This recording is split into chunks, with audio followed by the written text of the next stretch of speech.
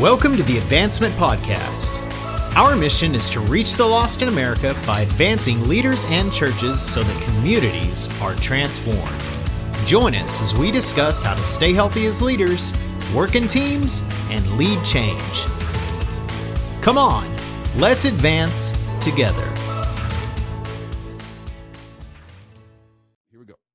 Welcome back to the Advancement Podcast. Hey, if you enjoy what you're listening to, if you could click subscribe wherever you are listening to your podcast. Also, if you enjoy us, if you could give us a rating on wherever you listen to your podcast, just helps us spread the word about the podcast. If you're watching on YouTube or Facebook, could you please click like or subscribe? That way the content comes to you every Tuesday and Thursday. My name is Todd Barmer. I'm the host of the Advancement Podcast here with the great Tim Ware. How you doing today, Tim? You doing good? I'm doing well.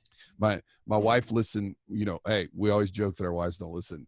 My wife listened to the intro and she goes, "You're not the host. Tim's the host." I was like, "Babe, never mind." It's okay. Yeah. That's right. Then I had to let her listen to her commercial. She was like, "Oh, wow." And then she didn't listen to any more of it. So that was good. That's okay. I tried to get her to listen to our the other doctor we had on the other day. Oh, the political one? The one about politics. She needs that one bad. But it's true. She won't admit it. It's fine. It's true. Anyway, well, I have a question for you. NFL, where we're at as we record today, the NFL started back up yesterday. I could care less. There was a bogus offensive pass interference decided the Cowboys game last night. Thanks for bringing it up, Tim. I'm not mad about it at all. But, hey, Stars are one win away from the Stanley Cup Finals. So I'm excited. Yeah, Dallas Stars. I'm more of a hockey fan anyway. I used to play hockey, and I have all my teeth. You're scaring me. Hey, you got me up early today. I don't know what. No. You texted me last week. Can we start doing all of our recordings? Can we start an hour earlier in the day? Yes, because I have to take the kids to school, and if I have to be up, might as well get up. Well, then there you go. You're up. Hey, it's good. We're recording today with our friend Dr. Suzie Macaluso. This is her third time back with us on the podcast. Woohoo! Everybody, we always get good feedback from when Dr. Suzie's on. Yeah, everybody says y'all stop talking and let Suzie talk. Well, she's a genius. She's a doctor. That's right. So, Suzie, we were, post-COVID, sort of, whatever. You're there at the university. You're at Abilene Christian there in Abilene, Texas. That makes sense. You wouldn't be at Abilene Christian in Dallas, Texas, but You're in Abilene Christian there in Abilene, and you're the head of the gerontology department there, and we're at Gerontology Institute. I forget the actual full long name, but I commented on one of your Facebook post. I don't know if you saw it. She was doing what were you doing outside? It was an aging simulation. I said, Tim, you should go help him out. An aging simulation? Is this like sit out in the UV so it wrinkles you faster, or what? No, we had students try to do some tasks with some mobility issues. So we created a scenario where they would have mobility issues and then asked them to perform some tasks. So, interesting. They had difficulty walking and hearing and had difficulty seeing. And so then we asked them to fill out some forms and walk up some stairs and remember some words. So did y'all blur the words on this page intentionally so they're like, how do I read that? Well, they had goggles on with Vaseline kind of to mirror having cataracts. Oh, that's kind of interesting. Sounds like Tim's everyday life. Shut up. I am not that old. I have no cataracts. I didn't even wear glasses until 3 years ago. Okay. So it's okay. All right. It's all right. So what are we going to talk about today? Well, I have a question as we're still kind of in this COVID recovery-ish thing.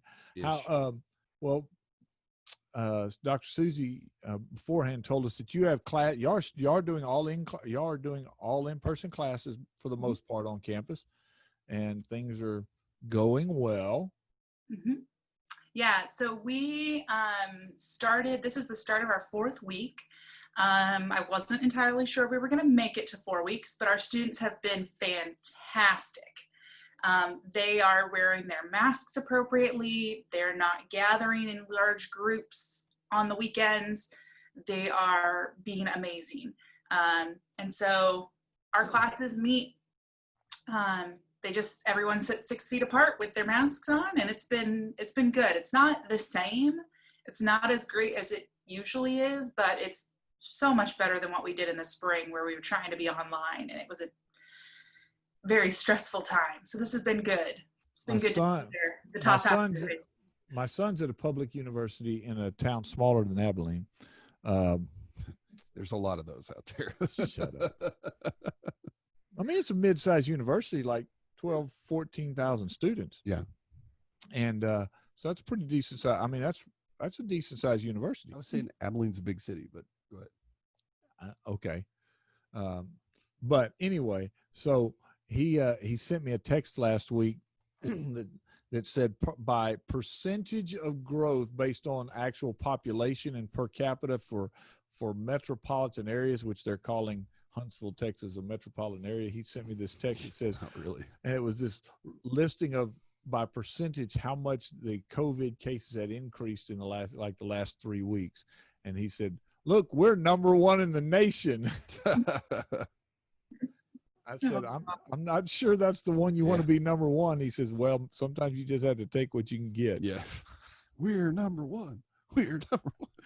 Anyway, enough COVID jokes right now. Okay. So Dr. Suzie's with us because we had her back in the spring to help us look at some sociological things going on with COVID. Then she came and we did some pieces talking about some podcasts talking about generations in your church, and we're going to take a few episodes here, and we're going to talk about one of the great challenges that we have in leadership in churches, and that's the fact that we have an aging population of ministers. And I know she's got stats on that, but I know that in multiple movements, whether it be Catholic Church, some of our mainline churches, even our evangelical movements, that the average age and median age of the pastors has been climbing for a long time, and we're recruiting fewer, we're developing fewer pastors, and much of American Christendom is coming up on a dangerous place where when these pastors retire or pass away or whatever it is, we're not going to have enough pastors to manage the churches we have. I mean, we can see that definitely already in the Methodist movement and in some of our mainline movements, as they're having to go back to more of they're doing more of a circuit pastor thing, and they're really trying to use the technology piece to cover some of these. But so we've got Dr. Suzie here, and I think in this first one, we're not going to be as practical as we often are, but I think it'd be important for us to just dialogue about the challenge that's here and really look at unpack what the issue is and how we've gotten here and what are some of those things. So I'm glad to have you back, Dr. Suzie, to talk to this. I'm glad to be here. You know, it's kind of funny that you have a millennial talking about this. Well, according to your setup, I'm your only hope here. Well, you know, Gen Z's coming around behind you, because you millennials are all in your 30s now. Yeah. I spoke at a youth conference Saturday, and I was talking about how, they can accomplish things when they're young, blah, blah, blah. And I said, I used to be the youngest pastor in the district. That was a while ago, but there's a lot younger than me now. So anyway, Dr. Suzie, I kind of made a generalized statement about that, but what is the research showing about this aging trends in pastors and in church leadership? Yeah, so one of the things that we see is that pastors don't often think about retirement. And part of that is because of the nature of the job, right? So being a pastor or a preacher or minister is a unique sort of job that really falls into this idea of calling and feeling that someone is called to that position. And it's also really deeply rooted in someone's identity. And so when we see something as being kind of a part of who we are, the idea of not doing that anymore feels wrong, right? So you have the same problem in some other fields. So take football, for instance. You think about the retirement of like Brett Favre, right? He was going to retire, then he didn't retire. Then he was going to retire, then he didn't retire. And then he went to the Vikings, of all teams. Well, I mean, Tom Brady went to the Buccaneers. Yeah. So. That worked out real well yesterday. Are you a Green Bay Packers fan? No, I'm just thinking about like that's the first example that comes to my mind. No. Okay. I'm an Indianapolis Colts fan. Oh, we're sorry. We had some good years. Super Bowl III. Oh no, you beat the Cowboys in 6. It's fine. That was when I was a student at Purdue. So that's the good years. The Peyton Manning years were then. Look at there. But this idea of retirement is hard for people whose identity is wrapped up in what they do, right? When it's not just a job, but it's how they're defined. And so I think the same thing is happening with preachers, pastors, ministers, with that group of people, because they see themselves like that's who they are. That's how they define themselves. And so to not do that means having to take on a whole new role and identity of the former pastor or the former minister. That's an interesting thought, because one of the things, just from honestly, if we take this from a healthy mindset as pastors, we tell people we tell them, don't define yourself by X, Y, Z, that you should define yourself by Christ, by Christ, mm-hmm. that it should be the Christian thing, that it's who I am in Christ. But the trend is that pastors go beyond that and add that extra piece to it. Yeah, and I mean, it's not just that they do it, but other people are putting it onto them. Oh, okay, yeah.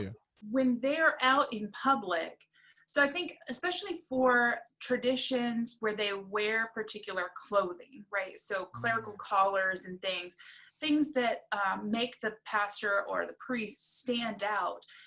It means that every interaction they have is referencing this position of authority of Scripture.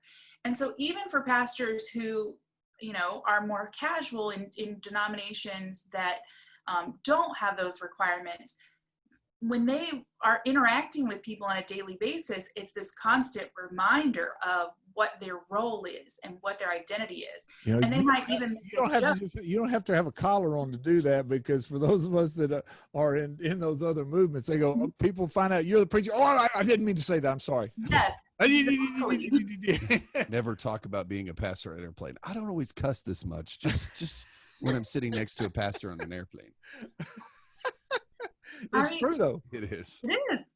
And so, like, how can it not become a part of your identity? So we can encourage when we're training up new leaders not to do that, but it's so hard. And I think that's an important piece of this. And there's a sociologist named Helen Rose Ebaugh. She was at the University of Houston back in the 80s. And she was a former nun, Catholic nun. And so she researched nuns that leave the faith and kind of leave the following. And so she talked about this need to take on the role of the X and this kind of process that people go through of kind of the initial doubts that one has, and then kind of the leaving. Now, that's of course for people who lose their faith, right? That's different than retirement. But I think there's some corollary there that we have to teach pastors what they do when they leave. Yeah. Right? What can I- we expect from you? I think that there's two sides to it, because you mentioned it, you hinted at it, that we also have to be very careful about helping our next generation of leaders, our next generation of pastors, put in safeguards Mhm. to protect from that. And I would even say that we should, I've had the opportunity to stand in the pulpit as I've traveled and speak to churches, or stand in meetings with teams, and tell them, you have to let your pastor be a regular person too. Yeah. But so That's important. yeah, but Susie's right about the fact that we're not necessarily allowed to be that. You don't get you don't get to go to a holiday gathering and just be you, because somebody's going to come and say, "Hey, I've got something I want to talk to you. I need somebody to talk to." They want you to pastor them at the family gathering. Good grief! Every family gathering. Let's pray for the food, Todd. And I would say, yes, the Lord can only hear me. Let's pray. Oh my gosh! Oh, you need to have the gathering at your house and ask somebody else to pray. Yeah, but I don't want them at my house. Let's take a moment and hear a word about advancement. Do you feel like your church is stuck in a rut? Then we've got the answer for you here at Advancement. Do you need some personal coaching or maybe some leadership coaching? We can help you out. Contact the Advancement team at info@advancement.cc or check out the website at advancement.cc. Now let's get back to the podcast. From the research you've read and the different things, what are there some practical tools or protections that the next generation of leaders could start putting in to protect themselves from falling into that trap? Yeah, I think it's part of it is, one of the things that helps us age successfully and do better in retirement is having a plan. Okay. And having a plan, it's never too early to think, hey, I want to retire at this age. What do I need to do to make that successful? And how can I make that time after retirement fulfilling? And so having hobbies and things that you engage in that you would like to pick up full time post-retirement or in retirement, and also having a financial plan. So especially for previous generations of pastors, people who are probably nearing retirement age now, they were given some bad advice about paying into Social Security or planning for retirement. And so, quite honestly, many of them financially can't do it. And so I think having a plan, so you need something fulfilling and you need to be able to afford to retire. Okay. So whatever that something fulfilling is, that volunteer work or grandchildren or whatever it is that you're going to fill your time with. Okay, so you hearing that? Yeah, it's weird. Are we echoing on your end? No. Okay. I wonder if she might need to put in headphones, but I can put, I don't have headphones. No, it went away. Yeah, it went away. For those of you who are listening, there'll be an edit right there, because that was a technical, anyway. Yeah. So Suzie, I'm going to just kind of step in. Here I am. I'm 51 years old, and I've recognized this problem. And my wife and I made a conscious decision that we don't want to be holding on to ministry at the end of this thing and holding people back. So we've said that by the time we want to, by the time we're 60, be shifting to the background and being influencers of new leaders, not the face of the ministry, not the face of ministry anymore, but be behind the time. So now the how parts, financial piece is relatively easy. I mean, because there's a lot of retirement planning things if we just do it, but discovering what will be fulfilling in that time is not easy. No. And figuring out how to get from A to B is not easy either. I would say that, because we talk about these things, and really one-on-one conversations, the coaching pieces, the mentoring pieces, I do find such value in those. And if I can eventually transfer to that type of thing, I could find ministry fulfillment, and that, and probably, and doing, some publishing, maybe, those kind of things. The question is how to get there. I mean, how do I time this out? I think that's where, and I would think that prioritizing that in the plan, because ministry gets so busy, that's always going to be the thing that slips and slips and slips and slips and slips. Yeah. I think that you really have to prioritize finding that thing. And it might be a part of what the pastor is doing now, that they want, the part that maybe is the most fulfilling for them, that they want to continue on. It might mean, counseling, or it might be public speaking of some sort, but outside of kind of the day-to-day pastoring role. I think it can also be something completely different than what you're doing. It could be maybe a side passion that you have that you want to start exploring. Something that you haven't had time to do in the past, but now you want to take that opportunity. So it could be, maybe you were interested in maybe going out on the mission field for a little while, doing something that you weren't able to do before because you were tied to a 40-hour a week. Well, yeah, I don't know many pastors that do it in 40 hours a week. Yeah. Well, I do think that one of the things you said is that we've turned the ministry, the pastoral ministry, into such a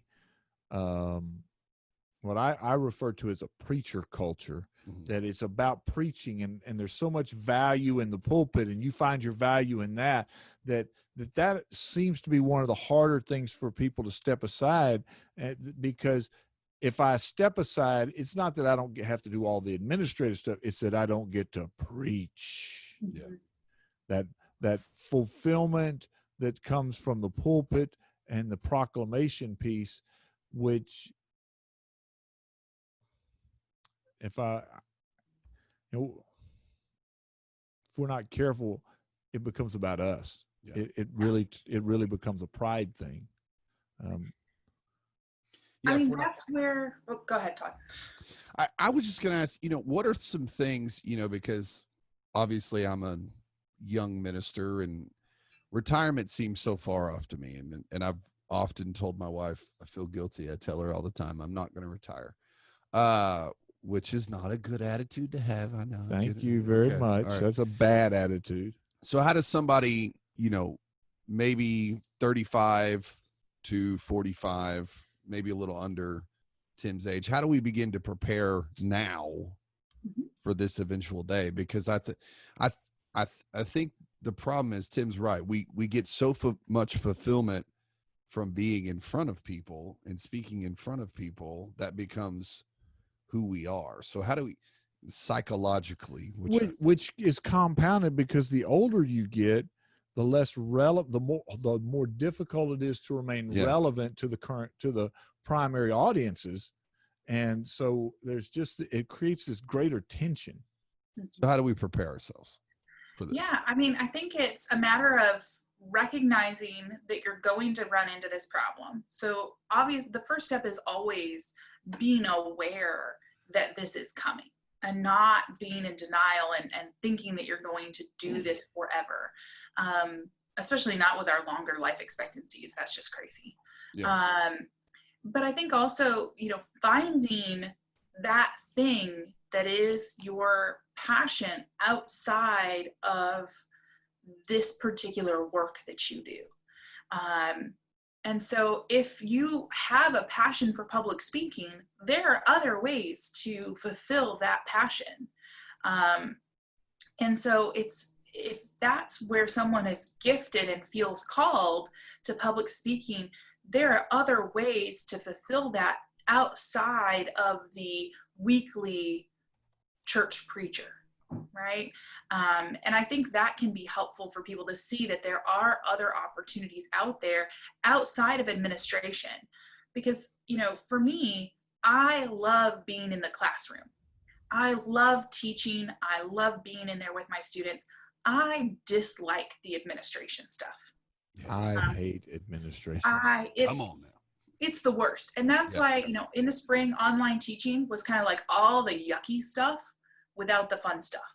And I think a lot of preachers kind of feel the same way. They had to do the meh stuff of pastoring without getting that fun, as much of that fun stuff, because doing it virtually, you don't get that same feedback.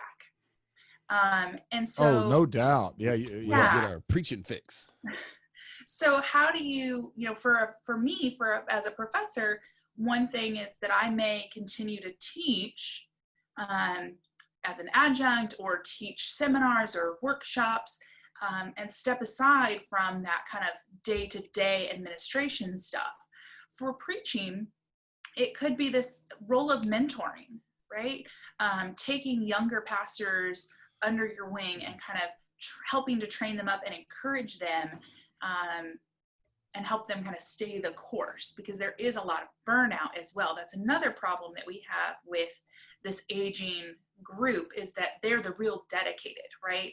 They didn't burn out. So there's kind of this funnel effect where you have a certain number of people starting and then they burn out along the way. So those who are left, that core, are real committed and don't see themselves doing anything else, because if they saw themselves doing anything else, they might have succumbed to the burnout earlier. Wow, that's a great observation. That's a really strong observation there. So what I hear as we're wrapping up this episode is, if you're listening, let me just throw some questions at you, kind of use some coaching moment here that I would ask you to start stepping aside. So Todd, you're 36? 35 and 36 in February. 36 in February. So you're 35, and I know we have listeners that are in their 20s. Sure. And so we're never too young to, number one, think about and make a financial plan for retirement. Mm-hmm. Number two, begin thinking about where will you find fulfillment?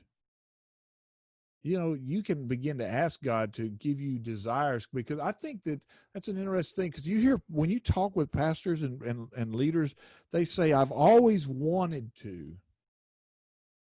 But what if the always wanted to is what I get to do in retirement? Mm-hmm. And it gives you something to look forward to, and it can be ministry focused. Mm-hmm. So maybe some of those things, as you begin to ask the Lord and make a list of the things that you say, those are the things that I would love to do, but life right now will not allow that. Current ministry is not going to create that. And begin to dream and take time to maybe see if there's a plan that will get you there. So there's a couple of things, and you got to recognize that if Jesus doesn't come back, you're going to get old, Todd. Mm-hmm. You're going to get old. Well, I'm just believing Jesus is going to come back, and I won't have to worry about retirement. You just want that. You just want that so that you don't have to ever have to deal with a boy dating your daughter. I'm making a joke. No, but I'm getting into reality. Dude, I'm not worried about a boy dating my daughter. I have a shotgun. I have a revolver. Things will be fine. So, okay. And my daughter's a Spitfire, so he's going to not. That's true. That's true. But right now in your 20s and 30s, you don't have, what percentage of your time, Suzie, would you think, if you were to create a graphic crescendo from someone who's, let's say, 28 through 55, how much time would you say to allot in a month, in a year? What percentage of your time to allot to thinking about this when you're young versus when you're my age? Yeah, I mean, I wouldn't want someone thinking about it so much that it gets in the way of doing their current work, right? We don't want to be so future oriented that we forget to live in the moment, right? Right. So I would say when you're young, it's kind of this like occasional dream. So maybe when you're on, a date night with your spouse, you're talking about, hey, someday let's do this, kind of those dreams for the future. And then as you get older, starting to put concrete steps in there, right? Concrete plans, so that by the time that you're 55, you're starting that phase, if you will, kind of phase towards whatever this ultimate goal is. But you want a balance there where you're thinking about the future, but not fixating on the future, where you're still allowing yourself to live in the moment and do the current work. But also know that you have a plan. So kind of as you get older, that percentage is going to go up. So what I wrote down in my notes right then was, I said, dream while you're young. And once you get into your 50s, start actually strategizing. Yes, exactly. Very cool. So Todd, what's your takeaway from this? The number one thing was we need to wrap ourselves up so much in the calling. I mean, we are called, but who we are as a pastor does not necessarily define us as a person. And I think that would help us as pastors on so many levels, because we take, when people don't come to church, we take it personally. When people leave the church, we take it personally. And so I think not assigning our self-worth to our profession and our calling would really help us, not just from a retirement standpoint, but from so many other different ways. Yeah. Well, hey, Dr. Suzie, we always love having you on. If you're listening, come back, be with us next time. Dr. Suzie, we're going to continue this conversation and trying to bring some balance in the kingdom as we look forward to what Jesus has got for us next time. All right. Thank you so much. Thank you. All right. We'll see everybody next time On the Advancement Podcast. If you would like to keep this content coming, all Tim and Todd ask is $1 per show. See how to give, maybe even sponsor an episode or series on the website advancement.cc. Until next week, continue to advance the mission of Jesus.